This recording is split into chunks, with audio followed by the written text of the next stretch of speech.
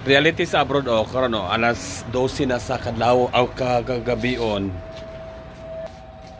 Tarawang oras 11:34 na sa gabi. Ang asawa pa doon pamuli sa trabaho, mumata siya og kanang kuan. Lang po i-share din nyo ha kay basin og wa pa may idea unsa ning kinabuhi sa abroad. Ang hang asawa mong gikan ko nakasabay og alas 6 sa buntag, unya mo uli og kanang trabaho alas 12 sa gabi. Pila na ka oras? Imagine na pila na ka oras, 18 hours. Grabe. Munang sa kinabuhi sa abroad jud pataasay jud og kanang resistensya. Pataasay jud og kanang grabe. Nako sa ron sa kanto sa kay gitagbo akong sakyanan Oy, ang plate number. Mano yung sakyanan na naghuwat ko sa iyang bus. Kay naaman sila kanang kuan kanang sa tawag ani kanang bus company. So ako siyang tagbuon diri sa karsada. Grabe ang kinabuhi jud sa kuan abroad, puro trabaho jud ka.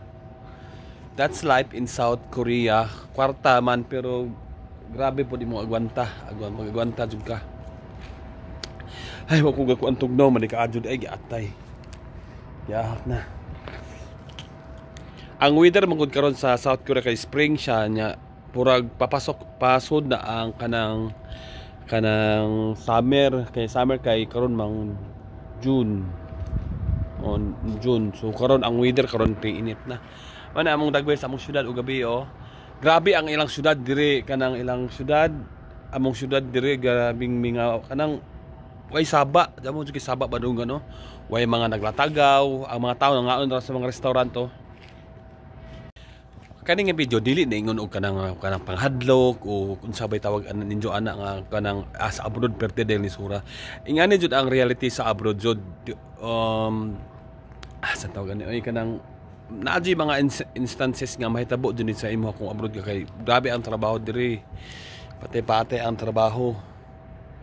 Karon alas 6 sa buntag mugikan sabay mag-ilis unya mo uli og kadlaw na alas 12 sa ano sa oras karon as 12 na.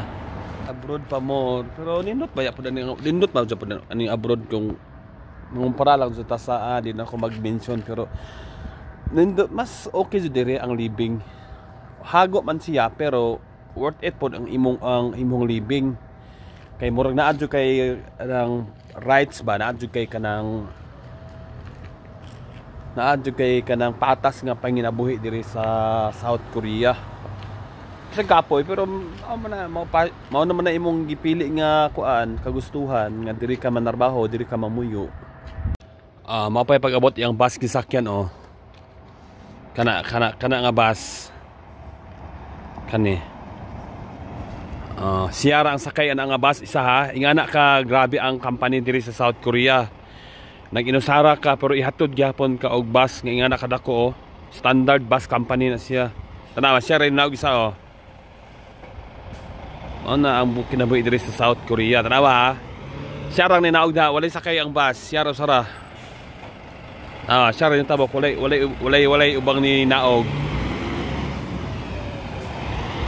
Kung sa Pinas kaya ka na mo gastuhan ka og usa ka tawo usa ray sakay anyong kada